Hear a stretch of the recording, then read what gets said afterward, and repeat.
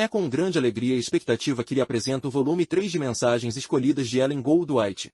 Caso goste deste conteúdo, não esqueça de deixar seu like.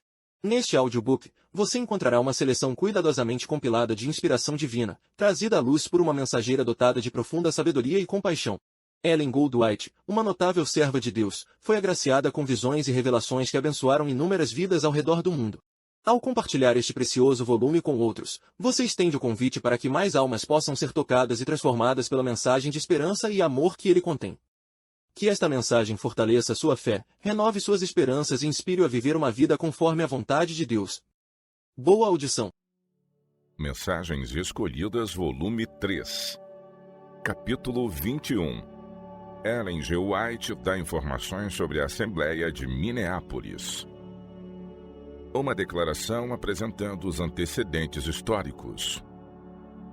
Este capítulo apresenta uma declaração de Ellen White, preparada algumas semanas após o término da sessão da Associação Geral de 1888. Ela recorda o episódio e descreve o que ocorreu. As reuniões em Minneapolis tiveram melhor perspectiva à medida que os meses foram passando. E a declaração de Ellen White é muito esclarecedora e significativa. Uma breve resenha do panorama histórico é oportuna. A Assembleia da Associação Geral em Minneapolis foi notável pelos estudos bíblicos e considerações sobre a lei em Gálatas e sobre a justiça de Cristo recebida pela fé. Essa assembleia, frequentada por 91 delegados, foi realizada de 17 de outubro a 4 de novembro em Minneapolis, Minnesota, em nossa igreja construída recentemente. Como é costumeiro, diversos adventistas do sétimo dia que não eram delegados também se achavam presentes. A assembleia foi precedida por um concílio ministerial de 7 dias, isto é, de 10 a 16 de outubro. Os estudos bíblicos iniciados no concílio, em alguns casos, prosseguiram na sessão da Associação Geral, ocupando a hora do estudo bíblico. Ellen White esteve presente e participou tanto do concílio como da assembleia de 19 dias de duração. Esta última foi bastante rotineira, mas construtiva. Houve relatórios e reuniões de várias associações, tais como a Escola Sabatina, Saúde e Temperança, e folhetos e obra missionária. Campos de trabalho foram atribuídos aos pastores, elaboraram-se planos para o avanço da causa, elegeram-se oficiais e nomearam-se comissões. Uma resenha in loco das realizações e dos sentimentos nos é proporcionada pela pena de G.C. White, o qual, 2 dias antes do término da sessão, escreveu para um colega no ministério que labutava nos estados do Sul. Estamos perto do fim de outra assembleia da Associação Geral, e dentro de alguns dias os delegados se espalharão por seus respectivos campos e começará outro ano de trabalho. Esta tem sido uma assembleia muito interessante e, embora não acompanhada com toda aquela paz e harmonia que às vezes tem sido manifestada, talvez seja uma reunião tão proveitosa como as que já foram realizadas, pois foram salientados muitos princípios importantes e chegou-se a algumas conclusões que serão de grande valor, porque poderão influenciar nossa obra no futuro. Muitos partirão desta reunião resolvidos a estudar a Bíblia como nunca dantes, e isto resultará em pregações mais claras. Como você deve ter notado no Bulletin, foram tomadas muitas medidas avançadas a respeito de nossas missões no estrangeiro, bem como boas providências para o progresso da obra no Sul. Carta de G.C. White a Smith Sharp, escrita de Minneapolis, Minnesota, em 2 de novembro de 1888. Cumpre notar que, juntamente com seu relato de progresso, o pastor White fez menção da falta de paz e harmonia que às vezes têm sido manifestadas em nossas sessões da Associação Geral. Com isso, ele estava se referindo às discussões teológicas que tornaram a Assembleia de 1888 diferente de qualquer outra sessão da Associação Geral na história adventista. Essas discussões começaram no concílio ministerial de uma semana de duração, quando, de acordo com a agenda, seriam considerados tais assuntos como os 10 reinos, a divindade de Cristo, a cura da ferida mortal e a justificação pela fé. A discussão sobre os 10 reinos tornou-se acirrada e consumiu uma quantidade de tempo desproporcionada. Alguns assuntos programados tiveram de ser omitidos. Perto do fim do concílio, o pastor E. J. Wagoner, redator associado da revista Signs of the Times, iniciou uma série de estudos sobre a lei em Gálatas, que se incorporaram à sua apresentação da fé do cristão e da justiça de Cristo. Tais estudos prosseguiram na primeira semana da Assembleia da Associação Geral. Foi essa série de estudos, especialmente os que tratavam do assunto controvertido da lei em Gálatas, que suscitou a controvérsia que se seguiu. Não houve nenhuma transcrição das discussões, mas as anotações incompletas de um ou dois delegados, os relatos de Ellen White e as reminiscências de muitos que estiveram presentes revelam quão acirrada foi a controvérsia e os funestos resultados da atitude negativa de diversos e eminentes dirigentes da Igreja. Antes mesmo que os delegados se reunissem em Minneapolis, durante vários anos tinha havido divergências sobre importantes assuntos teológicos. No coração de alguns também se formava uma atitude de resistência e rejeição das mensagens de advertência e repreensão de Ellen White. Ela logo notou que lhe era manifestada uma atitude estranha e hostil por alguns dos principais pastores. Quando E. J. Wagoner passou a fazer uma análise da lei em Gálatas e da salvação pela fé, um espírito de debate dominou alguns nas discussões. Isto perturbou grandemente a Ellen White. Conquanto ela não estivesse disposta a concordar com o pastor Wagoner em todos os admiráveis pontos de suas apresentações sobre a lei em Gálatas, seu coração se alegrou com a clara enunciação dos princípios da justificação pela fé e da justiça obtida pela fé em Cristo. Ela falou 20 vezes em Minneapolis, e especialmente nas reuniões dos pastores de manhã cedo, recomendou o estudo da Bíblia com espírito despreconcebido. Ela mesma não falou sobre o assunto da justiça pela fé. As reações à ênfase sobre essa verdade vital foram variadas. Na Assembleia da Associação Geral em 1893, A. T. Jones, falando da recepção das verdades expostas em Minneapolis, declarou: "Sei que alguns a aceitaram ali, outros a rejeitaram completamente. Sabeis a mesma coisa. Outros procuraram manter uma posição intermediária e conduzir-se dessa maneira. As discussões por vezes eram acaloradas. Alguns, temendo que a nova ênfase debilitasse a vigorosa posição da Igreja para com a lei de Deus, especialmente a verdade do sábado, se opuseram fortemente à mensagem da justiça pela fé. Não foi tomado nenhum voto da Assembleia sobre esse ponto ou qualquer outro ponto realçado nos estudos bíblicos." Ellen White relatou uma carta escrita no dia do encerramento da Assembleia. Esta carta aparece nesta seção. "Minha coragem e fé têm sido boas, a despeito da quase incompreensível luta pela supremacia travada por eles, e ela expressou a convicção, como alguém que acompanhou tudo de perto, que a reunião resultará em grande bem." Algumas semanas mais tarde, fazendo um retrospecto da Assembleia da Associação Geral de Minneapolis, ela fez a declaração que em grande parte foi incluída nesta sessão.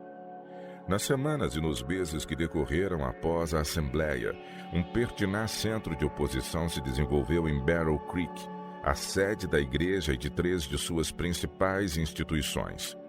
Ellen White frequentemente se ausentava de Battle Creek, indo ao campo a fim de transmitir a mensagem às igrejas. Às vezes, ela trabalhava com os pastores Jones e Wagoner, empenhando-se os 3 na apresentação das preciosas verdades do Evangelho. Ela dirigiu uma importante e bem-sucedida reunião de nossos pastores em janeiro de 1889, em South Lancaster, onde muitos foram grandemente abençoados. O relato é incluído neste capítulo. Os arquivos de Ellen G. White contêm uma poderosa palestra sobre os princípios fundamentais da salvação pela fé, da maneira como foram transmitidos na reunião campal em Ottawa, Kansas, em 11 de maio de 1889. Essa palestra e o seu relato da reação aparecem no livro de Ellen G. White, Fé e Obras, páginas 54 a 74. Houve vitória em Chicago e em Denver, Colorado, onde na reunião campal realizada em setembro de 1889, ela falou aos obreiros sobre a necessidade de verdadeira compreensão da justiça pela fé. A palestra proferida em Denver aparece nesta seção. Enquanto assistia à Assembleia da Associação Geral em 1889, realizada exatamente um ano depois da reunião de Minneapolis, ela relatou: "Temos tido reuniões excelentes. O espírito que prevaleceu na reunião de Minneapolis não está aqui. Tudo se faz em harmonia. A grande assistência de delegados. Nossa reunião das 5 horas da manhã é bem frequentada e as reuniões são boas. Todos os testemunhos que tenho ouvido têm sido de caráter edificante.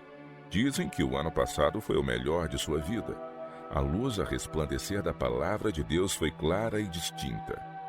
A justificação pela fé, Cristo, justiça nossa. As experiências têm sido muito interessantes."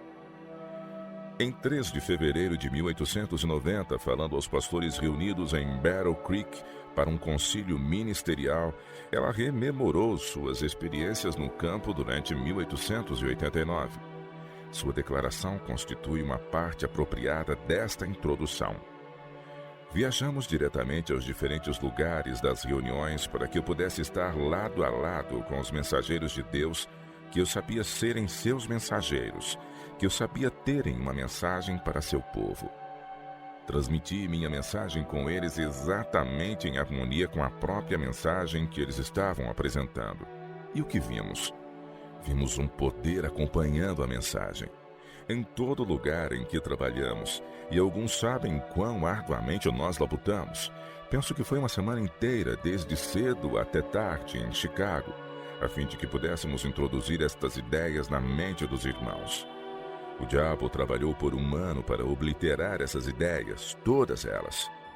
E requer penoso esforço modificar as antigas opiniões deles, pois pensam que precisam confiar em sua própria justiça e em suas próprias obras, e continuar olhando para si mesmos e não apropriar-se da justiça de Cristo, nem introduzi-la em sua vida e em seu caráter.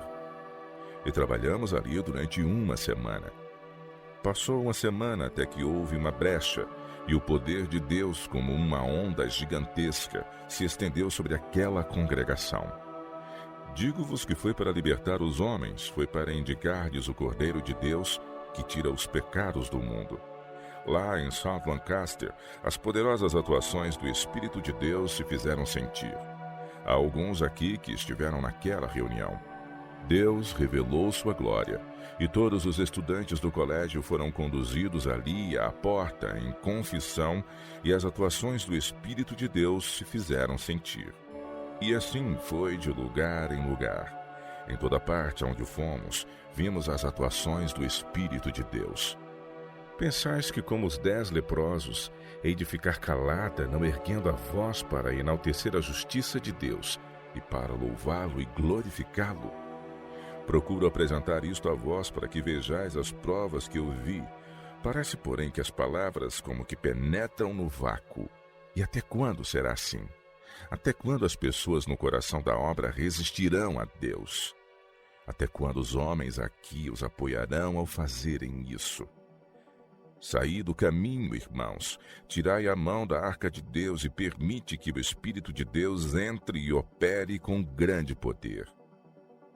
Notai o sentimento do último parágrafo que acabamos de citar. Ao passo que a recepção da mensagem da salvação pela fé sofreu a oposição de alguns na Assembleia da Associação Geral em Minneapolis e foi aceita por outros nos dias que se seguiram, a resistência se avolumou rapidamente no centro da obra. A recepção entre os membros de igreja no campo, segundo o relato de Ellen White, foi bem diferente. A obstinada resistência da parte de alguns, ver Testemunhos para Ministros, página 363, na própria sede da igreja, retardou consideravelmente a obra que o Senhor tensionava fosse realizada. Ellen White escreveu a esse respeito perto do fim do ano, 1890. Os preconceitos e opiniões que prevaleciam em Minneapolis de modo algum estão mortos. As sementes ali semeadas em alguns corações estão prestes a saltar para a vida e produzir idêntica colheita.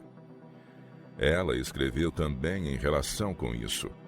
Alguns têm fracassado ao distinguir entre o ouro puro e o mero brilho.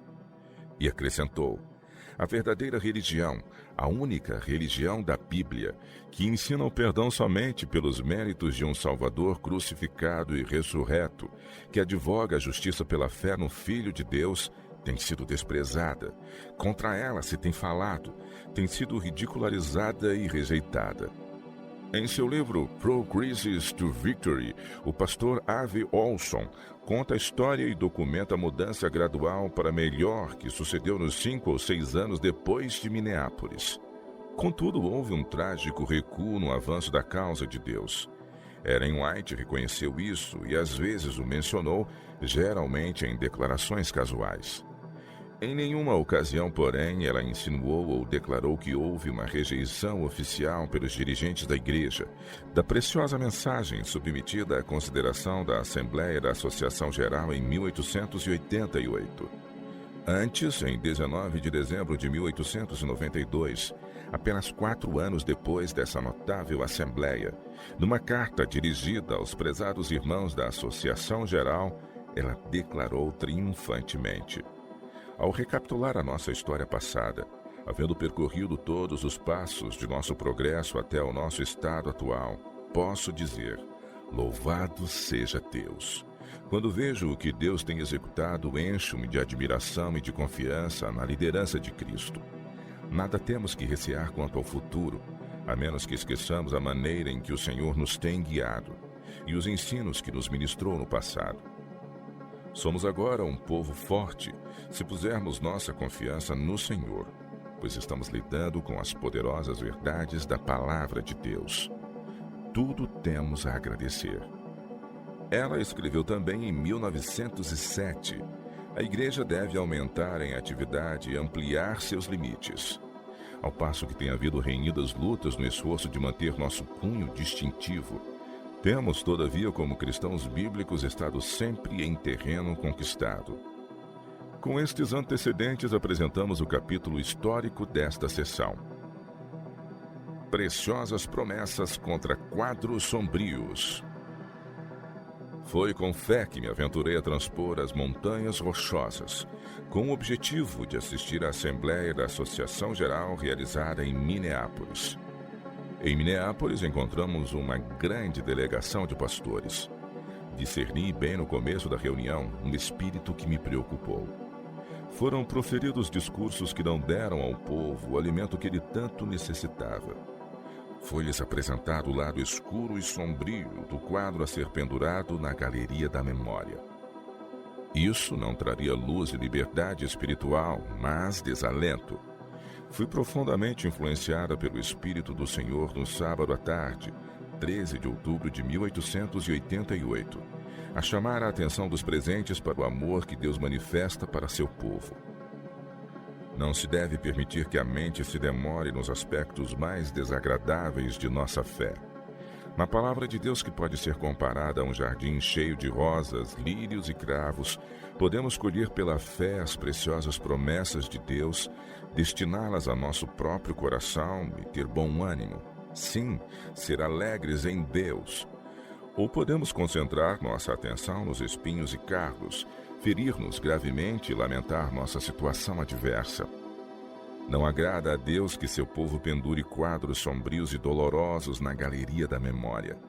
Ele quer que toda alma colha as rosas, os lírios e os cravos, enchendo a memória com as preciosas promessas de Deus que florescem em toda a parte de seu jardim. Ele quer que nos demoremos nelas, com os sentidos bem aguçados e atentos, captando-lhes toda a preciosidade e falando da alegria que nos é proporcionada. Ele quer que vivamos no mundo, mas não sejamos dele, estando nossos pensamentos concentrados nas coisas eternas. Deus quer que falemos do que Ele tem preparado para aqueles que o amam. Isto enlevará nosso espírito, avivará nossas esperanças e expectativas e fortalecerá nossa alma para suportar os conflitos e as provações desta vida. Ao nos demorarmos nestas cenas, o Senhor estimulará nossa fé e confiança. Ele afastará o véu e nos dará vislumbres da herança dos santos. Enquanto eu apresentava a bondade, o amor, a terna compaixão de nosso Pai Celestial, senti que o Espírito do Senhor repousava não somente sobre mim, mas também sobre o povo. Luz e liberdade e bênção vieram aos ouvintes, e houve calorosa reação às palavras proferidas. A reunião de testemunhos que se seguiu evidenciou que a palavra encontrara guarida no coração dos ouvintes. Muitos testificaram que esse dia era o mais feliz de sua vida, e foi realmente um precioso período, pois sabíamos que a presença do Senhor Jesus estava nessa reunião, e isso para abençoar.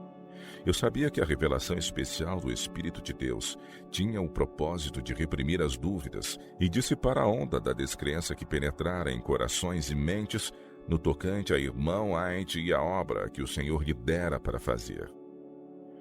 Muitos reanimados, mas não todos. Essa foi uma ocasião de refrigério para muitas almas, mas não perdurou em alguns. Assim que eles viram que a irmã White não concordava com todas as suas ideias e não se harmonizava com as propostas e resoluções que seriam votadas nessa assembleia, as evidências que eles haviam recebido tiveram pouca influência sobre alguns, como as palavras proferidas por Cristo na sinagoga aos nazarenos. Os corações dos ouvintes em Nazaré foram tocados pelo Espírito de Deus. Por assim dizer, ouviram Deus falando a eles por intermédio de seu Filho. Viram e sentiram a divina influência do Espírito de Deus, e todos davam testemunho das palavras de graça que lhes saíam dos lábios. Satanás estava, porém, ao lado deles com sua descrença, e eles acolheram as objeções e dúvidas, e seguiu-se a incredulidade. O Espírito de Deus foi abafado. Em seu furor, eles teriam arremessado a Jesus do alto do precipício se Deus não o houvesse protegido, para que em sua fúria não lhe causassem dano. Quando Satanás assume o domínio da mente, ele faz loucos e demônios daqueles que eram considerados excelentes pessoas. Preconceito, orgulho e obstinação constituem terríveis elementos quando se apoderam da mente humana. Ellen White consulta alguns dirigentes. Recebi uma longa carta do pastor Butler, a qual eu li atentamente. Fiquei surpresa com seu conteúdo. Eu não sabia o que fazer com essa carta. Porém, como os mesmos sentimentos nela expressos pareciam atuar em meus irmãos no ministério e dominá-los, reuni alguns deles no andar de cima e li essa carta para eles. Nenhum deles demonstrou ter ficado surpreso com seu conteúdo, e vários disseram que sabiam ser essa a opinião do pastor Butler, pois ouviram-no declarar essas mesmas coisas. Expliquei então muitas coisas. Expus o que eu sabia ser o procedimento correto e justo a ser seguido. Irmão com irmão, examinando as Escrituras.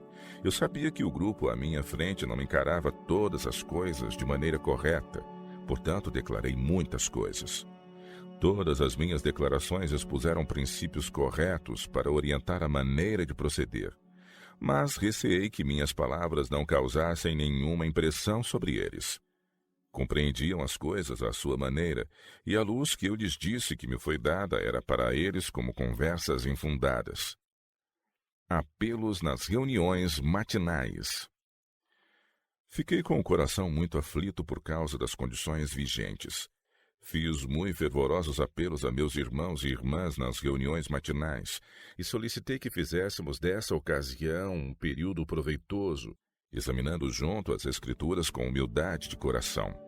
Recomendei que não houvesse tanta liberdade para falar sobre aquilo de que eles tinham pouco conhecimento. Todos necessitavam aprender algo na escola de Cristo. Jesus convidou: Vinde a mim todos os que estáis cansados e sobrecarregados, e eu vos aliviarei.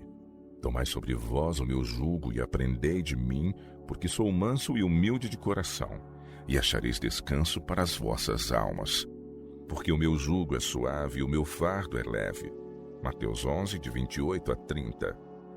Se aprendermos diariamente as lições de mansidão e humildade de coração, não haverá os sentimentos que existiram nesta reunião. Há diferenças de opinião em alguns assuntos. É isso, porém, uma razão para sentimentos cruéis e hostis. Inveja, ruins suspeitas e imaginações, desconfianças, ódio e ciúmes hão de entronizar-se no coração?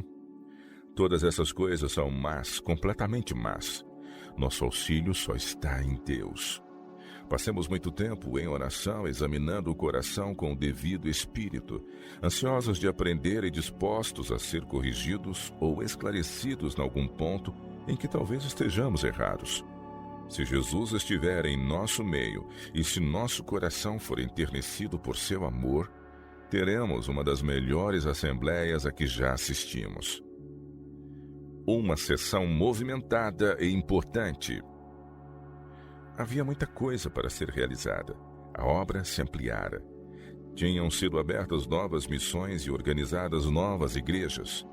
Todos deviam estar livremente em harmonia para aconselhar-se juntos como irmãos em atividade no grande campo da colheita, todos labutando interessadamente nos diversos ramos da obra e considerando altruistamente como a obra do Senhor podia ser efetuada com o máximo proveito. Se já houve um tempo em que, como associação, necessitávamos de especial graça e iluminação do Espírito de Deus, isso foi nessa assembleia. Um poder de baixo estava incitando certas instrumentalidades a ocasionarem uma mudança na Constituição e nas leis de nossa nação, a qual constrangeria a consciência de todos os que observam o sábado bíblico, claramente especificado no 4º mandamento como o 7º dia. Chegou o tempo em que cada pessoa deve empenhar-se ao máximo para cumprir o seu dever de apoiar e vindicar a lei de Deus perante o nosso próprio povo e o mundo, fazendo o maior uso possível de suas capacidades e dos talentos que lhe foram confiados. Muitos são cegados e iludidos por homens que pretendem ser ministros do Evangelho e levam muitos a considerar que estão fazendo uma boa obra para Deus, quando na realidade é a obra de Satanás. A estratégia de Satanás para causar divisão. Ora, Satanás deliberou como podia tolher a pena e silenciar a voz dos adventistas do 7º dia. Se tão somente pudesse absorver a atenção deles e desviar suas energias numa direção que os debilitasse e dividisse, sua perspectiva seria risonha. Satanás tem realizado sua obra com algum êxito. Tem havido divergência de opiniões e divisão. Tem havido muita rivalidade e ruins suspeitas. Tem havido muitos discursos, insinuações e comentários não santificados. A mente dos homens que deviam dedicar-se de corpo e alma à obra, achando-se preparados para realizar grandes proezas para Deus neste próprio tempo, está absorta em questões de pouca importância. Visto que as ideias de alguns não se acham exatamente de acordo com as deles em todo ponto de doutrina, que envolve pequenas ideias e teorias que não são questões vitais, a questão da liberdade religiosa do país, que agora abrange tanta coisa, para muitos é um assunto de somenos importância. Satanás tem conseguido o que ele quer, mas o Senhor suscitou homens e lhes deu uma solene mensagem para seu povo, a fim de despertar os poderosos e prepará-los para a batalha no dia da preparação de Deus. Satanás procurou invalidar essa mensagem, e quando toda voz e toda pena deviam estar intensamente ocupadas em deter as atuações e os poderes de Satanás, houve uma debandada, houve divergências de opinião. Esta não era absolutamente a vontade do Senhor. A lei em Gálatas, um ponto de divergência. Nessa reunião foi apresentado aos pastores o assunto da lei em Gálatas. Este assunto foi exposto à Assembleia 3 anos antes. Sabemos que se todos se aproximassem das Escrituras com o coração suavizado e dominado pela influência do Espírito de Deus, elas seriam examinadas com uma mente tranquila, livre de preconceitos e orgulho de opinião. A luz do Senhor incidiria sobre sua palavra e seria revelada a verdade. Mas devia haver devoto e diligente esforço e muita paciência para responder à oração de Cristo, que seus discípulos fossem um, assim como ele é um com o Pai. A fervorosa e sincera oração será ouvida e o Senhor responderá. O Espírito Santo avivará as faculdades mentais e haverá uma compreensão harmoniosa. A revelação das tuas palavras esclarece e dá entendimento aos simples. Salmos 119 e 130. São apresentadas a justificação e a justiça de Cristo. O pastor E. J. Wagner teve o privilégio de falar claramente e de apresentar seus pontos de vista sobre a justificação pela fé e a justiça de Cristo em relação com a lei. Isso não era nova luz, mas velha luz colocada onde devia estar na mensagem do terceiro anjo. Qual é o teor dessa mensagem? João vê um povo. Ele diz: aqui está a paciência dos santos, aqui estão os que guardam os mandamentos de Deus e a fé de Jesus. Apocalipse 14, verso 12. João contempla esse povo um pouco antes de ver o Filho do Homem, tendo na cabeça uma coroa de ouro e na mão uma foice afiada. Apocalipse 14, 14. A fé de Jesus tem sido passada por alto e tratada de modo indiferente e descuidado. Ela não tem ocupado a posição proeminente em que foi revelada a João. A fé em Cristo como a única esperança do pecador em grande parte tem sido omitida, não somente nos sermões proferidos, mas também na experiência religiosa de muitos que professam crer na mensagem do terceiro anjo. Verdades que Ellen White havia apresentado desde 1844. Nessa reunião, eu dei testemunho de que a mais preciosa luz irrompera das Escrituras, na apresentação do grande assunto da justiça de Cristo relacionada com a lei, que constantemente devia ser mantido diante do pecador como sua única esperança de salvação. Isso não era nova luz para mim, pois me adviera de uma autoridade mais elevada durante os últimos 44 anos, e eu a apresentei a nosso povo pela pena e pela voz nos testemunhos de seu espírito. Mas bem poucos tinham correspondido, a não ser por assentimento, aos testemunhos dados sobre este assunto. Na realidade, muito pouco foi dito e escrito sobre esta importante questão. Os sermões de alguns podem ser corretamente retratados como semelhantes à oferta de Caim, destituídos de Cristo. O mistério da piedade. A norma para avaliar o caráter é a lei real. A lei é o denunciador do pecado. Pela lei vem o conhecimento do pecado. O pecador é, porém, constantemente atraído para Jesus pela maravilhosa manifestação de seu amor em humilhar-se a si mesmo até a ignominiosa morte na cruz. Que tema para estudo é este? Os anjos têm procurado e anelado fervorosamente devassar esse admirável mistério. É um estudo que pode pôr à prova a mais alta inteligência humana, que o homem caído, enganado por Satanás, tomando partido deste último, possa ser moldado à imagem do Filho do Deus infinito. Que o homem seja semelhante a ele, e que, devido à justiça de Cristo concedida ao homem, Deus amará o homem, caído, mas resgatado, assim como ele amou a seu Filho. Lede-o diretamente dos vivos oráculos. Este é o mistério da piedade. É do mais alto valor que esse quadro seja colocado em todo o sermão, pendurado na galeria da memória, proferido por lábios humanos, traçado por seres humanos que provaram e viram que o Senhor é bom, meditado e constitui a base de todo o discurso. Têm sido apresentadas áridas teorias, e almas preciosas estão definhando por falta do pão da vida. Essa não é a pregação que é requerida ou que será aceita pelo Deus do céu, pois é destituída de Cristo. O divino quadro de Cristo deve ser mantido diante das pessoas. Ele é aquele anjo posto em pé no sol do céu. Ele não lança nenhuma sombra. Revestido dos atributos da divindade e envolto nas glórias da divindade, na semelhança do Deus infinito, ele deve ser exaltado diante dos homens. Quando isto é mantido perante as pessoas, o mérito da criatura se reduz a uma insignificância. Quanto mais o olhar se detém sobre ele, quanto mais sua vida, suas lições, sua perfeição de caráter são estudadas, tanto mais nefando e detestável será o pecado. Ao contemplá-lo, o homem não pode deixar de admirá-lo e ser mais atraído para ele. Torna-se mais encantado e mais desejoso de ser semelhante a Jesus, até refletir sua imagem inteiramente de Cristo. Como Enoque, ele anda com Deus. Sua mente está repleta de pensamentos de Jesus. Ele é o seu melhor amigo. Estudar a Jesus, o nosso modelo. Por isso, santos irmãos, que participais da vocação celestial, Considerai atentamente o apóstolo e sumo sacerdote da nossa confissão, Jesus. Hebreus 3, verso 1. Estudai a Cristo.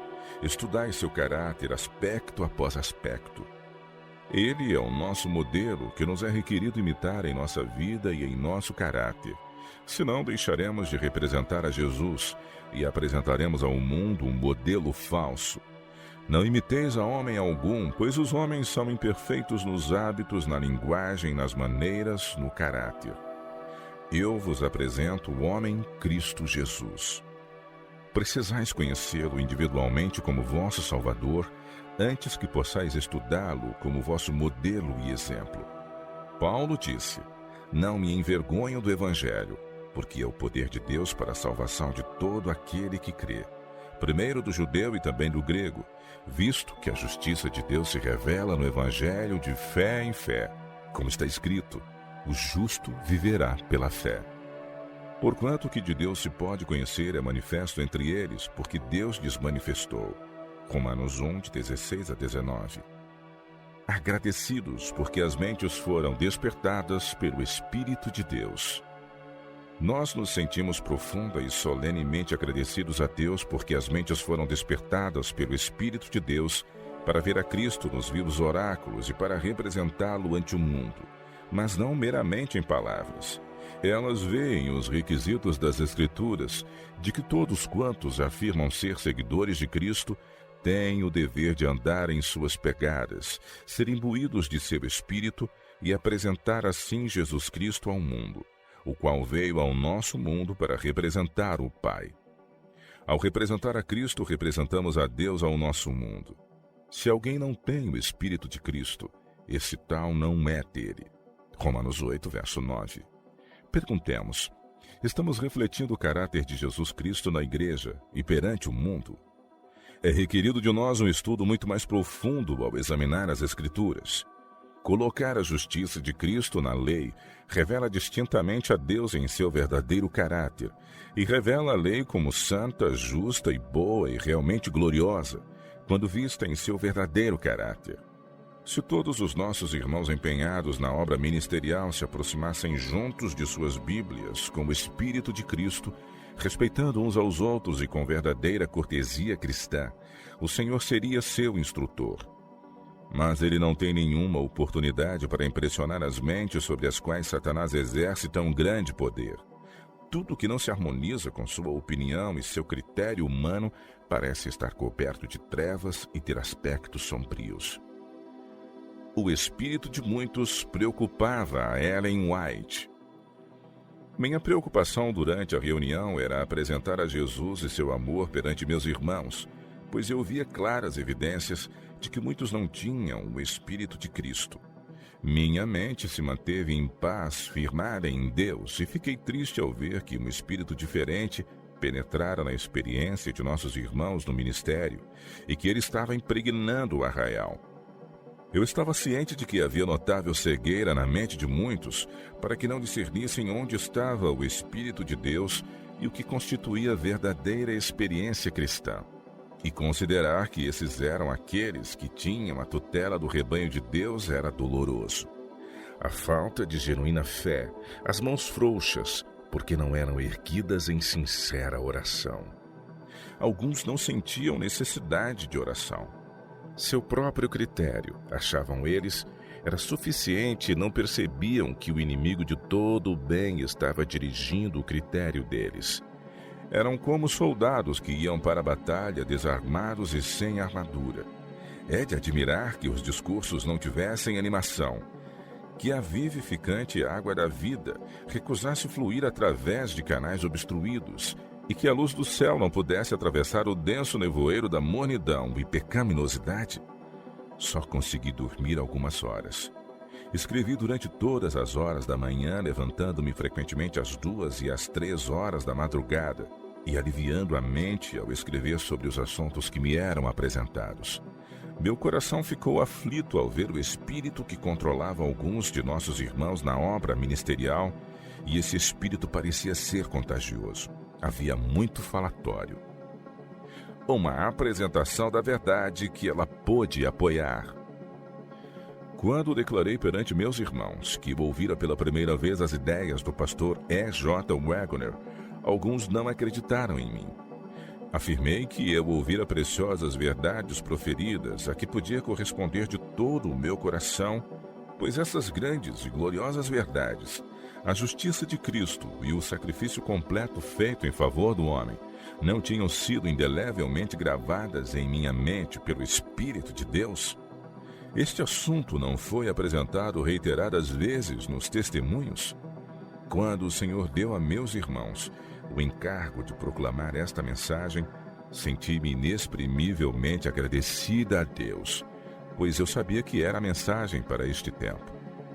A mensagem do terceiro anjo é a proclamação dos mandamentos de Deus e da fé de Jesus Cristo. Os mandamentos de Deus têm sido proclamados, mas a fé de Jesus Cristo não tem sido proclamada pelos adventistas do sétimo dia como de igual importância. A lei e o evangelho andando de mãos dadas. Não encontro palavras para expressar estes assuntos em sua plenitude. A fé de Jesus, ela é debatida, mas não compreendida. Que constitui a fé de Jesus que faz parte da mensagem do terceiro anjo? O ato de Jesus tornar-se o portador de nossos pecados, para que pudesse tornar-se o Salvador que perdoa os nossos pecados. Ele foi tratado como nós merecemos ser tratados. Veio ao nosso mundo e levou os nossos pecados para que pudéssemos levar sua justiça. E a fé na capacidade de Cristo para salvar-nos ampla, completa e totalmente é a fé de Jesus. A única segurança para os israelitas era o sangue nas ombreiras das portas. Deus disse: "Quando eu vir o sangue, passarei por vós." Êxodo 12, verso 13. Todos os outros dispositivos de segurança seriam inúteis. Nada a não ser o sangue nas ombreiras das portas vedaria a entrada do anjo da morte. Só há salvação para o pecador no sangue de Jesus Cristo, o qual nos purifica de todo o pecado. O homem com o intelecto bem desenvolvido pode ter grande reserva de conhecimento, empenhar-se em especulações teológicas, ser grande e honrado pelos homens e ser considerado o repositório do conhecimento. A menos que tenha, porém, salutar conhecimento de Cristo crucificado por ele, e pela fé que se apodere da justiça de Cristo, estará perdido. Cristo foi traspassado pelas nossas transgressões e moído pelas nossas iniquidades. O castigo que nos traz a paz estava sobre ele, e pelas suas pisaduras fomos sarados. Isaías 53, verso 5. Salvos pelo sangue de Jesus Cristo, será nossa única esperança para o tempo presente e o nosso cântico por toda a eternidade. Combatendo o preconceito e falsas acusações. Quando eu expressei claramente a minha fé, houve muitos que não me compreenderam. E eles disseram que a irmã White havia mudado. A irmã White tinha sido influenciada por seu filho, G.C. White, pelo pastor A.T. Jones. Naturalmente, tal declaração procedente dos lábios daqueles que me conheciam há vários anos, que haviam crescido com a mensagem do terceiro anjo e tinham sido honrados com a confiança e fé de nosso povo, devia ter alguma influência. Tornei-me objeto de comentários e críticas, mas nenhum de nossos irmãos veio ter comigo, fazendo perguntas ou procurando alguma explicação de mim. Tentamos muito diligentemente fazer com que todos os nossos irmãos na obra ministerial, que estavam hospedados naquela casa, se reunissem num aposento desocupado para orarmos juntos, mas só o conseguimos 2 ou 3 vezes.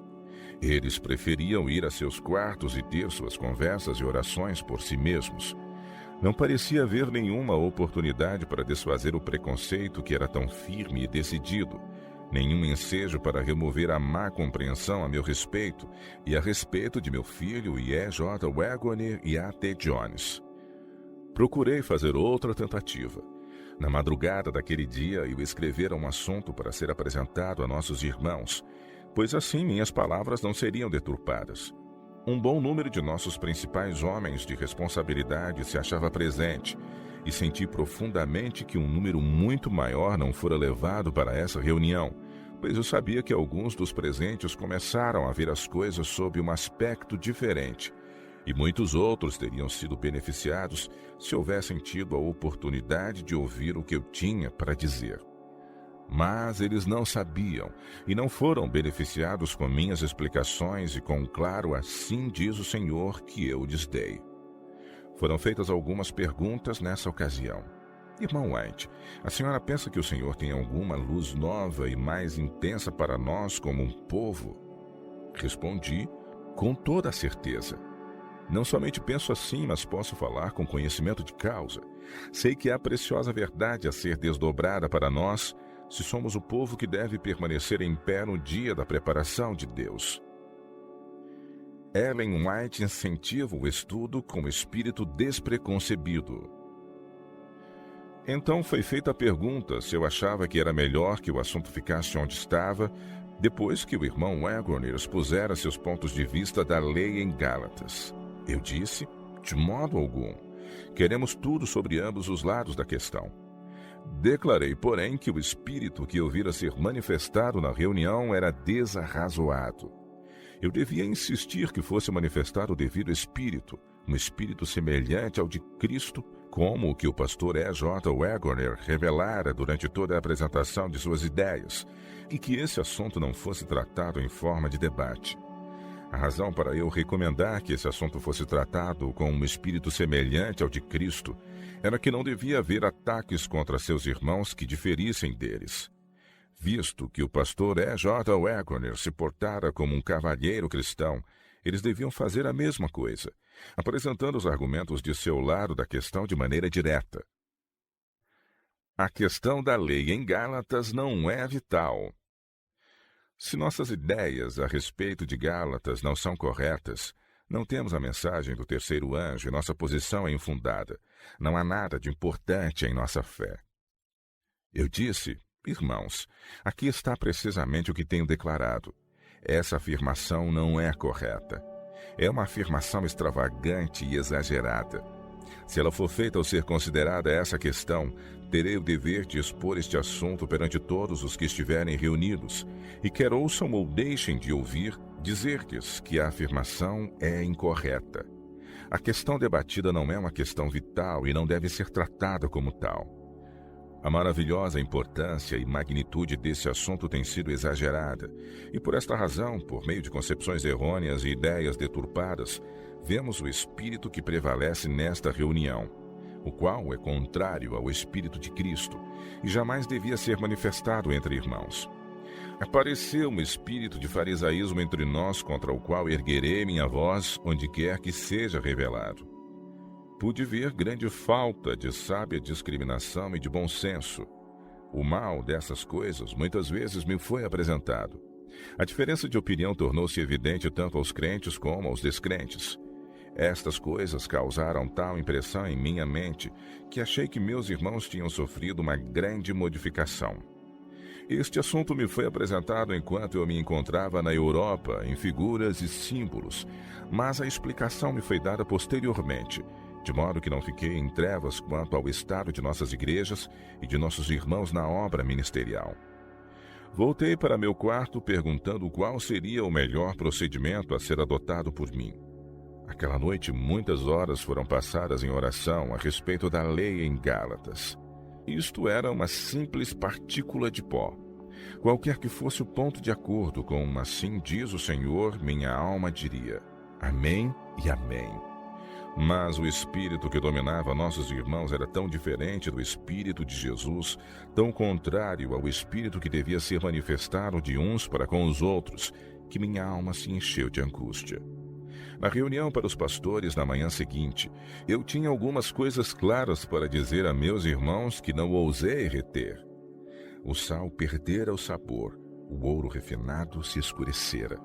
Havia trevas espirituais sobre o povo, e muitos evidenciavam que eram impelidos por um poder de baixo, pois o resultado era exatamente como seria o caso se não tivessem sob a iluminação do Espírito de Deus.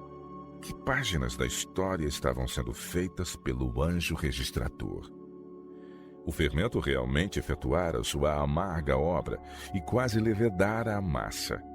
Tive uma mensagem de repreensão e advertência para meus irmãos, eu sabia. Minha alma foi oprimida pela angústia. Dizer essas coisas para meus irmãos me causa muito maior angústia do que elas causaram àqueles aos quais foram dirigidas. Pela graça de Cristo, experimentei um divino poder coercivo para pôr-me em pé diante de meus irmãos na obra ministerial em nome do Senhor, esperando e orando que o Senhor abrisse os olhos cegos. Fui fortalecida para dizer as palavras que minha secretária taquigrafou. Mineápolis, um ponto de prova. O Senhor estava examinando e provando seu povo que tivera grande luz, para ver se andariam nela ou se afastariam sob a tentação, pois bem poucos sabem de que espécie de espírito são eles, até que as circunstâncias sejam de molde a provar o espírito que impere a ação. Em muitos, o coração natural é o poder controlador. E, no entanto, eles não imaginam que o orgulho e o preconceito são acolhidos como hóspedes honrados e influem nas palavras e ações contra a luz e a verdade. Nossos irmãos que têm ocupado posições de liderança na obra e na causa de Deus deviam estar tão intimamente ligados com a fonte de toda a luz que não chamassem a luz de trevas e as trevas de luz. A justiça pela fé não rebaixa a lei.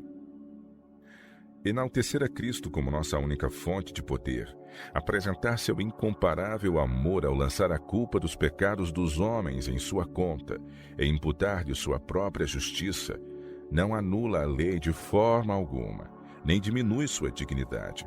Antes, coloca-a onde a luz correta incide sobre ela e a glorifica. Isto só é efetuado pela luz refletida da cruz do Calvário. A lei só é completa e perfeita no grande plano da salvação quando é apresentada na luz que dimana do Salvador crucificado e ressurreto. Isto só pode ser discernido espiritualmente. O fato de que Cristo é sua justiça ateia no coração do espectador ardente fé, esperança e alegria. Esta alegria só é para aqueles que amam e guardam as palavras de Jesus, que são as palavras de Deus. Se meus irmãos estivessem na luz as palavras que o Senhor me deu para eles, encontrariam uma resposta no coração daqueles pelos quais eu labutava. Quando vi que os corações com que eu almejava estar em harmonia se achavam fechados pelo preconceito e descrença, pensei ser melhor que eu os deixasse. Meu propósito era partir de Mineápolis no primeiro dia da semana. Eu desejava meditar e orar para que soubesse de que maneira devíamos agir para apresentar ao povo o assunto do pecado e da expiação à luz da Bíblia. Eles necessitavam grandemente tal espécie de instrução para que pudessem transmitir a luz a outros e ter o bendito privilégio de ser cooperadores de Deus em reunir e trazer de volta as ovelhas de seu aprisco. Que poder precisamos ter da parte de Deus para que corações gelados, possuindo apenas uma religião legal, vejam as coisas melhores providas para eles, Cristo e sua justiça. Era necessária uma mensagem vivificante para dar vida aos ossos secos. A avaliação feita por Ellen White no dia do encerramento, escrito para um membro de sua família em 4 de novembro de 1888. Nossa reunião, a Assembleia da Associação Geral em Mineápolis, terminou. No sábado passado, proferi meu último sermão. Pela primeira vez parecia haver considerável sensibilidade na congregação. Eu pedi que eles viessem à frente para algumas orações, embora a igreja estivesse completamente cheia. Um bom número de pessoas veio à frente. O Senhor me deu o espírito de súplica e sua bênção desceu sobre mim. Não fui à reunião esta manhã. Esta foi uma assembleia muito laboriosa para o Willie, e tive de estar atenta em todo sentido, para que não se tomassem medidas e resoluções que fossem prejudiciais à obra no futuro. Falei cerca de 20 vezes com grande liberdade e cremos que esta assembleia resultará em grande bem. Não conhecemos o futuro, mas achamos que Jesus está ao leme e não iremos naufragar. Minha coragem e fé têm sido boas e não me faltaram, embora experimentássemos a mais penosa e incompreensível luta que já houve entre nosso povo. A questão não pode ser explicada pela pena, a menos que eu escrevesse muitas e muitas páginas. Portanto, é melhor que eu não empreenda essa tarefa. O pastor Olsen será o presidente da Associação Geral e o irmão Dan Jones de Kansas irá auxiliá-lo. O pastor Haskell desempenhará o cargo até que o irmão Olsen venha da Europa. Não sei dizer o que acontecerá no futuro, mas permaneceremos umas 4 semanas em Battle Creek e elaboraremos um testemunho que deve ser publicado imediatamente, sem demora. Então poderemos ver como andarão as coisas no grande centro da obra. Estamos resolvidos a fazer tudo o que estiver ao nosso alcance no temor de Deus para ajudar nosso povo nesta emergência. A mente de um homem enfermo exerceu um poder controlador sobre a comissão da Associação Geral. E os pastores têm sido a sombra e o eco do pastor Butler durante quase tanto tempo como seria salutar e benéfico para a causa. Inveja, más suspeitas, rivalidades atuaram como fermento até que toda a massa parecia estar levedada. Hoje, domingo, não assisti à reunião, mas tive de palestrar consideravelmente. Sou grato a Deus pela força, liberdade e poder de seu Espírito ao dar meu testemunho. Embora causasse menor impressão sobre muitas mentes do que em qualquer período anterior de minha história, Satanás parecia ter poder de estorvar consideravelmente minha obra. Mas tremo ao pensar que teria sucedido nesta assembleia se não estivéssemos aqui. Deus teria agido de algum modo para impedir que esse espírito trazido para a assembleia assumisse o controle. Mas não estamos nem um pouco desalentados. Confiamos no Senhor Deus de Israel. A verdade triunfará e queremos triunfar com ela. Pensamos em todos vocês lá em casa e seria um prazer estar com vocês, mas nossos desejos não devem ser consultados. O Senhor é o nosso dirigente. Seja Ele quem nos mostre o caminho. Seguiremos aonde Ele nos guiar. 2 trechos de sermões pregados em Minneapolis. Agora o que desejamos apresentar é como podeis avançar na vida divina. Ouvimos muitas desculpas, não posso viver de acordo com isto ou aquilo. O que quereis dizer com isto ou aquilo? Quereis dizer que foi efetuado um sacrifício imperfeito para a raça caída no Calvário, que não nos é concedido suficiente graça e poder para que possamos desvencilhar-nos de nossos próprios defeitos e tendências naturais, que não nos foi dado um Salvador perfeito? Ou quereis acusar a Deus? Bom, vós dizeis, foi o pecado de Adão. Dizeis também, não sou culpado disso e não sou responsável por sua culpa e queda. Há todas estas tendências naturais em mim e não mereço ser censurado se procedo de acordo com estas tendências naturais. Quem merece ser culpado? É Deus? Porque Deus permitiu que Satanás tivesse tal poder sobre a natureza humana. Estas são acusações contra o Deus do céu, e Ele vos dará uma oportunidade, se o desejardes, de finalmente apresentardes vossas acusações contra Ele. Então Ele apresentará suas acusações contra vós quando fordes conduzidos ao seu tribunal. Se Deus pudesse modificar sua lei para ir ao encontro do homem em sua condição decaída, Cristo não precisaria ter vindo a este mundo. Visto que a lei era imutável e inalterável, Deus enviou seu Filho unigênito para morrer pela raça caída. Será, porém, que o Salvador tomou sobre si a culpa dos seres humanos e imputou-lhe sua justiça para que continuassem a violar os preceitos de Jeová? Não, não. Cristo veio porque não havia nenhuma possibilidade de um homem guardar a lei em sua própria força. Veio trazer-lhe força para obedecer aos preceitos da lei. E o pecador, arrependendo-se de sua transgressão, pode aproximar-se de Deus e dizer: ó Pai, suplico perdão pelos méritos do Salvador crucificado e ressurreto. Deus aceitará todos os que se dirigirem a Ele no nome de Jesus. 3 meses depois de Minneapolis. Quando fazemos o que está ao nosso alcance, graças a Deus, não é demasiado tarde para que os erros sejam corrigidos. Cristo olha o espírito com que fazemos as coisas, e quando nos vê levando nossa carga com fé, sua santidade perfeita faz expiação por nossas faltas. Quando fazemos o melhor possível, Ele se torna nossa justiça. Requer todo o raio de luz que Deus nos envia, o tornar-nos a luz do mundo. O acolhimento no campo da mensagem da justiça pela fé. Reuniões especiais começaram em South Lancaster na sexta-feira, 11 de janeiro de 1889. Ficamos contentes por encontrar a igreja bem repleta com os que vieram para tirar proveito das reuniões. Havia representantes do Maine, Connecticut, Massachusetts e outros estados. Percebemos que havia uma obra a ser feita para endireitar as coisas, que os melhores esforços humanos não podiam realizar sem a ajuda de Deus. Nosso coração se elevou em fervorosas súplicas a Deus para que Ele operasse em nosso favor. Sentimos grande solicitude pelos que estavam levando a mensagem da verdade a outros, para que não fechassem o coração a alguns dos preciosos raios da luz celestial que Deus lhes tem enviado. Jesus exultou quando seus seguidores receberam suas mensagens sobre a verdade.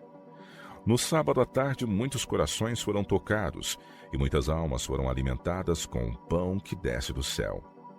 Depois do sermão, tivemos uma preciosa reunião de testemunhos. O Senhor se achava bem perto e convenceu as almas da grande necessidade de sua graça e amor. Sentimos a necessidade de apresentar a Cristo como o Salvador que não estava longe, mas bem perto. Quando o Espírito de Deus começa a operar no coração das pessoas, o fruto é visto na confissão do pecado e na reparação de injustiças. Durante todas as reuniões, à medida que as pessoas buscavam chegar mais perto de Deus, elas produziam obras dignas do arrependimento, confessando uns aos outros aquilo em que os haviam prejudicado ou ofendido em palavras ou ações. Houve muitos, mesmo entre os pastores, que viram a verdade como é em Jesus numa luz em que nunca haviam considerado anteriormente. Viram o Salvador como alguém que perdoa os pecados e a verdade como o santificador da alma. Se confessarmos os nossos pecados, Ele é fiel e justo para nos perdoar os pecados e nos purificar de toda injustiça. Muitos mantêm ideias errôneas. Há muitos que parecem sentir que têm de fazer uma grande obra por si mesmos antes de poderem ir a Cristo em busca de sua salvação. Parecem pensar que Cristo aparecerá bem no fim de sua luta e lhes prestará ajuda dando toque final à obra de sua vida. Parece ser-lhes difícil compreender que Cristo é um Salvador perfeito e que pode salvar totalmente os que por Ele se chegam a Deus. Perdem de vista o fato de que Cristo mesmo é o caminho, a verdade e a vida. Quando individualmente nos apoiamos em Cristo com plena certeza de fé, confiando unicamente na eficácia de seu sangue para purificar de todo pecado, teremos paz em crer que Deus é poderoso para cumprir o que Ele prometeu. Foi apresentada a mensagem exata. Quando nossos irmãos e irmãs abriram o coração para a luz, eles obtiveram melhor conhecimento do que constitui a fé. O Senhor foi muito precioso. Ele estava disposto a fortalecer seu povo. As reuniões continuaram uma semana além do tempo estipulado a princípio. As aulas na escola foram dispensadas e todos se empenharam diligentemente em buscar ao Senhor. O pastor Jones veio de Boston e labutou com muito fervor pelas pessoas, falando 2 e até 3 vezes por dia. O rebanho de Deus foi alimentado com um nutritivo alimento espiritual. A mensagem exata que o Senhor enviou para o povo deste tempo foi apresentada nos sermões. Havia reuniões em andamento de manhã cedo à noite e os resultados foram muito satisfatórios. Tanto os alunos como os professores têm participado amplamente das bênçãos de Deus. As profundas atuações do Espírito de Deus foram sentidas em quase todo o coração.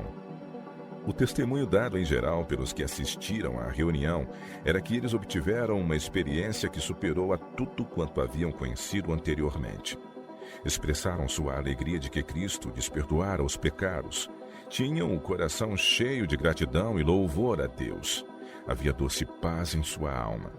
Amavam a todos e sentiam que podiam descansar no amor de Deus. Nunca viam a obra de avivamento avançar com tal eficácia, permanecendo, porém, tão livre de todo excitamento indevido. Muitos testificaram que, ao serem apresentadas as penetrantes verdades, foram convencidos à luz da lei de que eram transgressores. Tinham confiado em sua própria justiça. Agora eles a consideravam como trapos de imundícia, em comparação com a justiça de Cristo, na qual é a única aceitável a Deus. Embora não fossem transgressores declarados, viam que eram depravados e degradados de coração.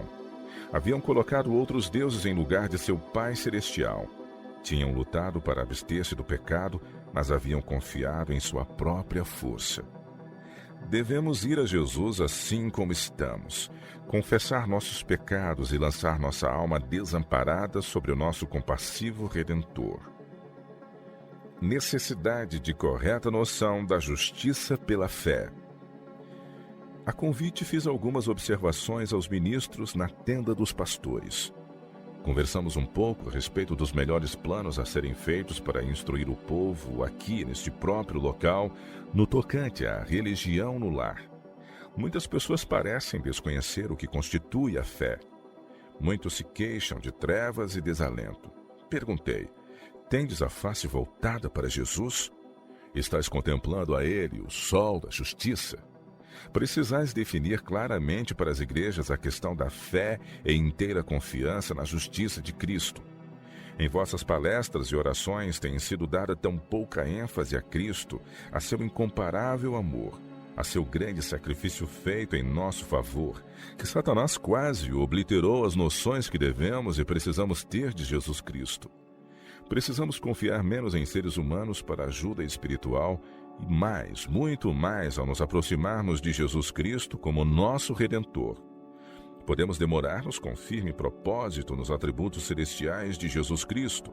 Podemos falar sobre seu amor, podemos relatar e cantar suas misericórdias. Podemos torná-lo nosso próprio Salvador pessoal. Então somos um com Cristo. Amamos o que Cristo amava e odiamos o pecado, o qual era odiado por Cristo. Precisamos falar e alongar-nos sobre estas coisas. Dirijo-me aos pastores. Conduzi o povo passo a passo para a frente, demorando-vos na eficiência de Cristo, até que por viva fé eles vejam a Jesus como Ele é. Vejam-no em sua plenitude, como Salvador que perdoa os pecados, como aquele que pode perdoar todas as nossas transgressões. É contemplando que somos transformados à sua semelhança. Esta é a verdade presente. Temos falado sobre a lei, isto é correto. Só temos, porém, enaltecido casualmente a Cristo como o Salvador que perdoa os pecados. Devemos conservar diante da mente o Salvador que perdoa os pecados.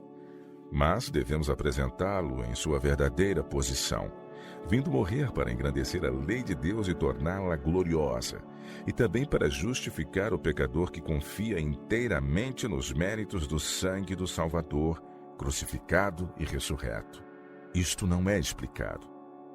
A mensagem para a salvação da alma, a mensagem do terceiro anjo, é a mensagem que deve ser transmitida ao mundo. Tanto os mandamentos de Deus como a fé de Jesus são importantes, imensamente importantes, e devem ser transmitidos com a mesma força e poder. Tem sido salientada principalmente a primeira parte da mensagem, e a última parte apenas casualmente. A fé de Jesus não é compreendida. Precisamos falar sobre ela, vivê-la, orar a seu respeito e ensinar o povo a introduzir esta parte da mensagem em sua vida familiar. Tende em vós o mesmo sentimento que houve também em Cristo Jesus. Filipenses 2, verso 5. Há necessidade de sermões repletos de Cristo. Tem havido sermões inteiros, secos e destituídos de Cristo, nos quais Jesus quase não é mencionado. O coração do orador não é subjugado e enternecido pelo amor de Jesus. Ele se alonga sobre áridas teorias, não é causada grande impressão. O orador não tem a unção divina. E como poderá comover o coração das pessoas? Precisamos arrepender-nos e converter-nos, sim. O pregador precisa converter-se. Jesus deve ser exaltado perante as pessoas e deve-se instar com elas para que o olhem e vivam. Por que são os nossos lábios tão silenciosos a respeito do assunto da justiça de Cristo e seu amor pelo mundo? Por que não damos às pessoas aquilo que as avivará e despertará para uma nova vida? O apóstolo Paulo estava cheio de enlevo e adoração ao declarar: Evidentemente, grande é o mistério da piedade.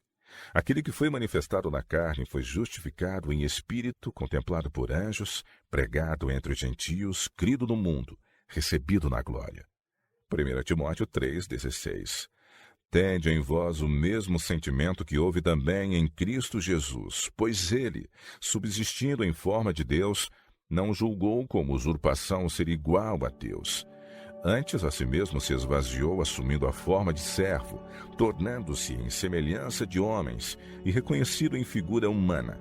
A si mesmo se humilhou, tornando-se obediente até a morte e morte de cruz.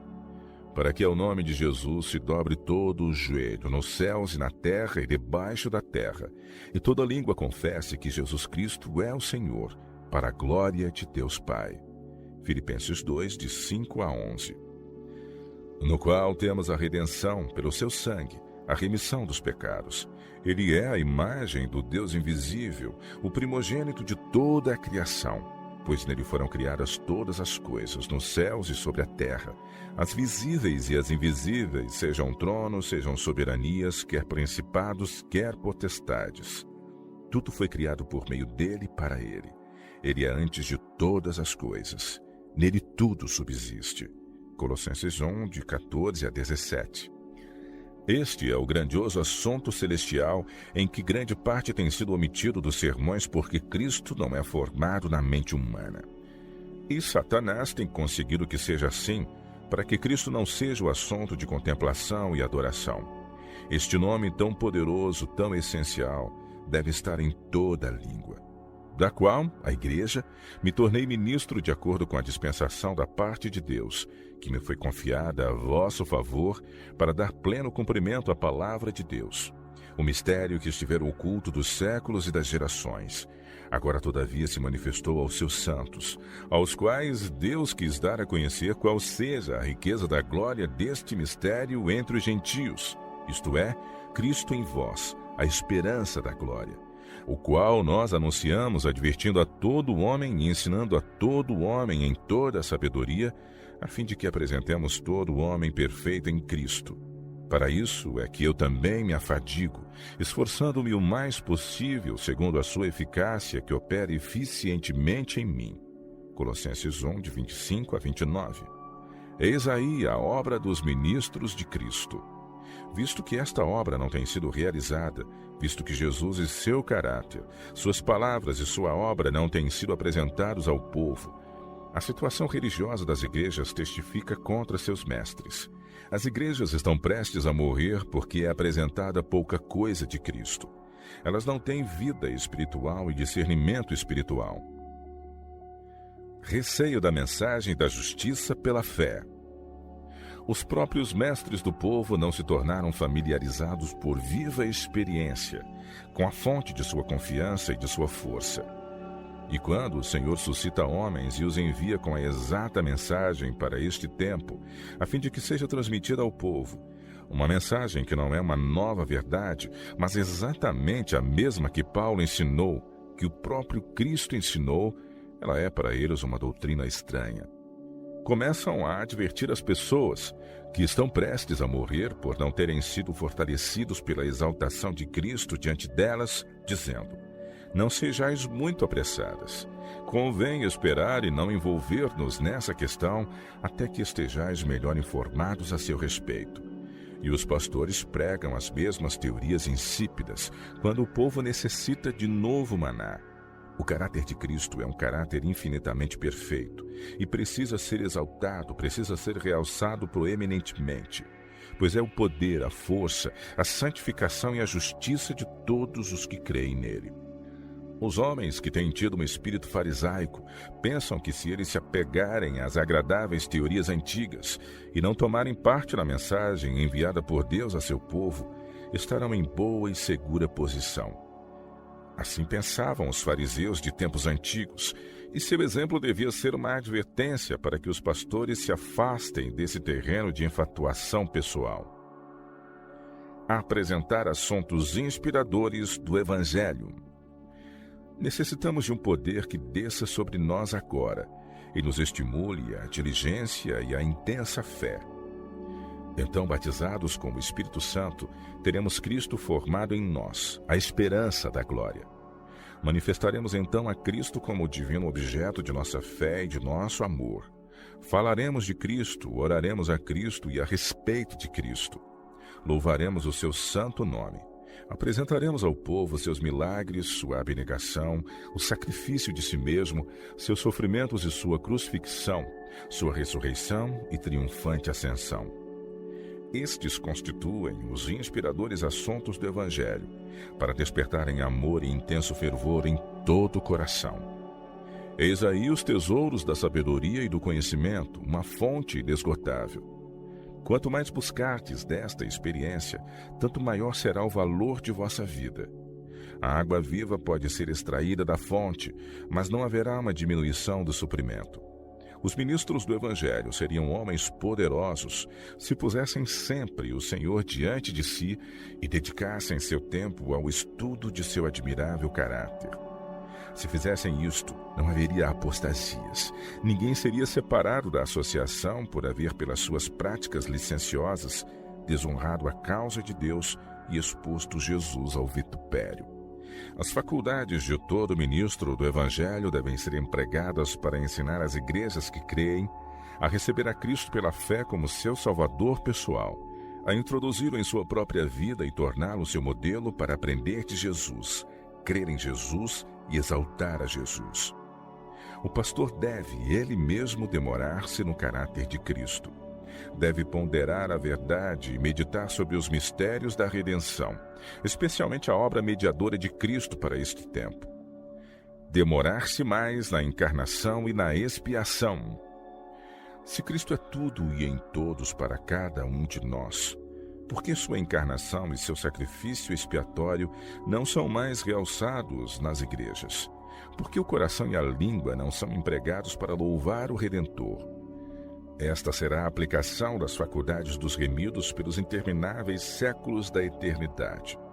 Nós mesmos precisamos ter viva ligação com Deus, a fim de ensinar a Jesus. Então podemos dar o vivo testemunho pessoal do que Cristo é para nós por experiência e fé. Recebemos a Cristo e com divino fervor podemos contar aquilo que constitui permanente poder em nós. As pessoas precisam ser atraídas para Cristo. Deve-se dar ênfase à sua eficácia para salvar. Os verdadeiros discípulos, sentando-se aos pés de Cristo, descobrem as preciosas gemas da verdade proferidas por nosso Salvador, e discernirão seu significado e apreciarão seu valor. E cada vez mais, ao tornarem-se humildes e dóceis, sua compreensão será aberta para descobrir maravilhosas coisas de sua lei, pois Cristo as apresentou de modo claro e distinto. A doutrina da graça e salvação por meio de Jesus Cristo é um mistério para uma grande parte daqueles cujos nomes se encontram nos livros da Igreja. Se Cristo estivesse na terra, falando a seu povo, ele os censuraria por sua morosidade de compreensão. Diria para os vagarosos e incompreensivos: deixei em vosso poder verdades que têm que ver com a vossa salvação, cujo valor não podeis imaginar. Oxalá pudesse ser dito dos pastores que estão pregando ao povo e às igrejas. Então lhes abriu o entendimento para compreenderem as Escrituras. Lucas 24, 45. Digo-vos no temor de Deus, que até agora as verdades bíblicas relacionadas com o grande plano da redenção são compreendidas apenas indistintamente. A verdade estará continuamente se desdobrando, expandindo e desenvolvendo, pois é divina como seu autor. Como Jesus ensinava o povo. Jesus não fazia amplos comentários ou constantes sermões sobre doutrinas, mas frequentemente proferia frases curtas, como alguém que semeasse os grãos celestiais das doutrinas como pérolas que precisam ser apanhadas pelo trabalhador perspicaz. As doutrinas da fé e da graça são expostas em toda a parte em que ele ensinou. Oh, por que os pastores não dão às igrejas o próprio alimento que lhes proporcionará saúde e vigor espirituais? O resultado será uma rica experiência em obediência prática à palavra de Deus. Por que os pastores não consolidam o resto que estava para morrer? Quando estava prestes a deixar seus discípulos, Cristo buscou o maior conforto que podia dar-lhes. Prometeu-lhes o Espírito Santo, o Consolador, para juntar-se ao esforço humano. Que promessa é menos experimentada, menos cumprida à igreja do que a promessa do Espírito Santo? Quando esta bênção, que traria todas as outras bênçãos em sua esteira, é omitida, o infalível resultado é aridez espiritual. Este é o opróbrio que recai sobre o pregador. A igreja precisa levantar-se e não contentar-se mais com o escasso orvalho. Nossa necessidade do Espírito Santo. Oh, porque os membros de nossa igreja não alcançam seus privilégios. Eles não são pessoalmente sensíveis à necessidade da influência do Espírito de Deus. A igreja pode dizer como Maria: levaram o meu Senhor e não sei onde o puseram. João 20, verso 13. Os pastores que pregam a verdade presente admitem a necessidade da influência do Espírito de Deus na convicção do pecado e na conversão de almas. E esta influência precisa acompanhar a pregação da palavra. Mas eles não sentem suficientemente sua importância para ter profundo e prático conhecimento da mesma. A escassez da graça e poder da divina influência da verdade sobre seu próprio coração impede que discernam as coisas espirituais e que apresentem à igreja sua evidente necessidade. E assim eles vão claudicando, diminuídos no crescimento religioso, porque em seu ministério há uma religião legal. O poder da graça de Deus não é considerado como viva e real necessidade, como princípio permanente. Oxalá pudessem ver isto e abraçar a mensagem que lhes foi dada por Deus. Ele despertou seus servos para apresentarem a verdade que, devido a abranger o ato de erguer a cruz, tem sido perdida de vista e sepultada sob o entulho da formalidade. Ela precisa ser libertada e recolocada na estrutura da verdade presente. Suas reivindicações precisam ser defendidas e deve ter sua posição assegurada na terceira mensagem angélica. Promulguem os muitos ministros de Cristo um santo jejum. Proclamem uma assembleia solene e busquem a Deus enquanto se pode achar. Invocai-o enquanto vos achais agora aos pés da cruz do Calvário. Despojai-vos de todo orgulho e, como representantes e defensores das igrejas, chorai entre o pórtico e o altar, clamando: poupa o teu povo, ó Senhor, e não entregues a tua herança ao opróbrio. Tira de nós o que quiseres, mas não retém teu Santo Espírito de nós, teu povo. Orai, ó, orai pelo derramamento do Espírito.